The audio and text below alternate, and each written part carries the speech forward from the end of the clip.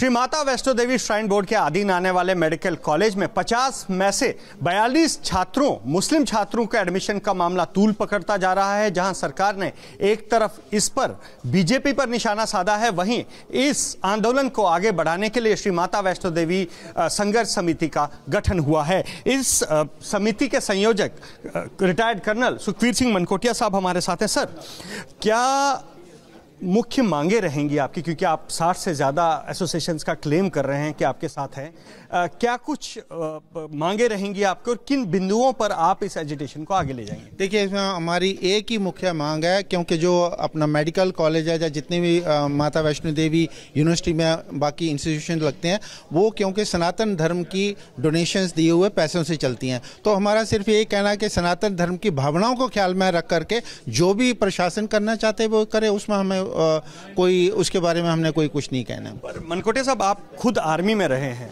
जब आर्मी में ऑफिसर आता है वो बहुत सारे एग्जाम्स फिजिकल क्लियर करके फिर उसको एडमिशन मिलता है।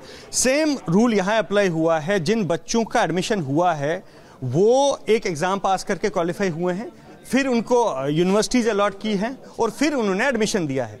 तो इसमें उन बच्चों का क्या दोष है जो पूरा एक एग्जाम क्रैक करके आए हैं, पूरी जो एक फॉर्मेलिटीज है वो क्लियर करके आए हैं? ये तो माता वैष्णो देवी श्राइन बोर्ड की जिम्मेदारी बनती थी, जिसका आप क्लेम करते थे कि उस समय रोका जाता। अब आप कह रहे हैं कि हम आंदोलन करेंगे, सनातन धर्म की बात कर रहे हैं, लेकिन उन बच्चों का क्या कसूर? देखिए, जहाँ तक बच्चों का सवाल है, बच्चे हमारे बहुत प्यारे बच्चे हैं, हमारे लिए बच्चे हर धर्म के हमारे लिए बराबर हैं। हमारा सिर्फ ये कहना है कि जिन लोगों में जिन उन स्थानों पर बैठे हुए थे, उन्होंने जो निर्धारित प्रतिक्रिया होनी चाहिए थी, जो चैनल उनको फॉलो करना चाहिए था, वो फॉलो नहीं किया गया। वहाँ पर क्यों कुछ एक चीज़ों को सीक्रेट रखा गया, वो मुझे भी उन चीज़ों की इतनी ज़्यादा जानकारी नहीं है, लेकिन आप भी जानते हो कि हम पेपर में ऐड देखते हैं, बच्चे अप्लाई करते हैं, हर जगह से बच्चे आते हैं, उसमें हमें कोई वो नहीं है। लेकिन कहीं ना कहीं इसको गुप्त रखा गया, कहीं ना कहीं जो एक प्रणाली होती है सिलेक्शन प्रोसीजर की, उसको फॉलो नहीं किया गया और जानबूझ करके इसको एक कंट्रोवर्सी बनाने की। आप जिस तरह के आंदोलन की बात कर रहे हैं, आपको नहीं लगता कि इसमें वो बच्चे पीछे जाएंगे?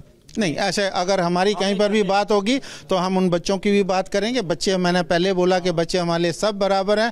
अगर टेबल पर सरकार आती है तो हम उन बच्चों के लिए बोलेंगे कि उनका कैरियर ख़राब नहीं होना चाहिए। उनको सरकार कुछ भी कर सकती है, सरकार के पास में कई मेडिकल कॉलेजेस हैं, इंस्टीट्यूशंस हैं, उनको वो जैसा ठीक समझे वो निर्णय ले सकते हैं। लेकिन बच्चों के साथ में मैं अंत में हमारी पूरी सहानुभूति है, वो हमारे अपने बच्चों के तरीके। जो स्वास्थ्य मंत्रालय है दिल्ली का, आज शायद आपने भी कर्नल साहब खबर पड़ी होगी, उन्होंने जो ऑल इंडिया कोटा है इस इंस्टीट्यूशन को वो फिलहाल देने से मना किया है, वो नहीं देंगे। तो ऐसे में आपको नहीं लगता कि अब उन बच्चों का जो कैरियर, जो भविष्य है वो अदर में लटकेगा? और ऐसे में जब आपको ऑल इंडिया कोटा नहीं मिलेगा तो आप अपनी एजुटेशन किस तरह आगे बढ़ाएंगे? देखिए, हमारी तरफ से तो पूरी कोशिश रहेगी कि वो कोटा मिले। अगर देखिए, हम अगर अन्याय की बात कर रहे हैं तो हम अन्याय कहीं नहीं होने देंगे। अगर हमारी वहां तक वो पहुंच तो हम किसी के साथ अन्याय नहीं होने देंगे। अगर हम एक समुदाय विशेष की बात करते हैं तो वो भी हमारे लिए बराबर है। अन्याय नॉट एक्सेप्टेबल। जैसे आपने पहले ही बोला, सेना से हैं तो सेना से हम ऑफ कोर्स अन्याय को हम बर्दाश्त नहीं करते हैं। वो उन बच्चों का भी पूरा ध्यान रखेंगे अगर हमारी बात, हम अपना हक मांग रहे हैं। किस बेस पर आप कर्नल साहब ये कह रहे हैं कि ये जो है अन्याय है? किस बेस पर? क्या?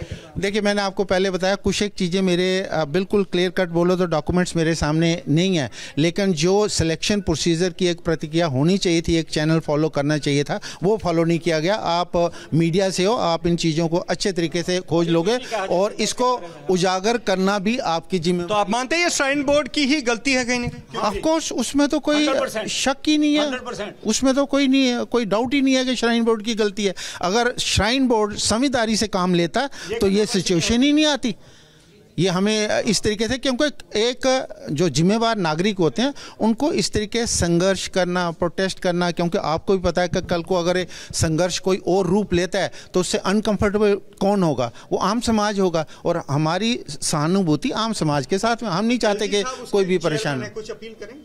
ऑफ कोर्स एलजी साहब भी हमारे इसके हैं, हम उनसे चाहते हैं जो उन्होंने प्रपोजल दिया है उसको जो है गवर्नमेंट ऑफ इंडिया से सैंक्शन करवाएं। जो प्रपोजल दिया है उसको गवर्नमेंट ऑफ इंडिया से सैंक्शन कराया जाए, ये कहना है संघर्ष समिति का। हालांकि दावा यह भी किया जा रहा है कि इस आंदोलन के चलते किसी भी बच्चे, जिन बच्चों ने वहां एडमिशन लिए हैं, उनका हित जो है वो खराब नहीं होगा। कैमरा पर्सन पवन चौधरी के साथ Ajay basket, ABP news, Jammu.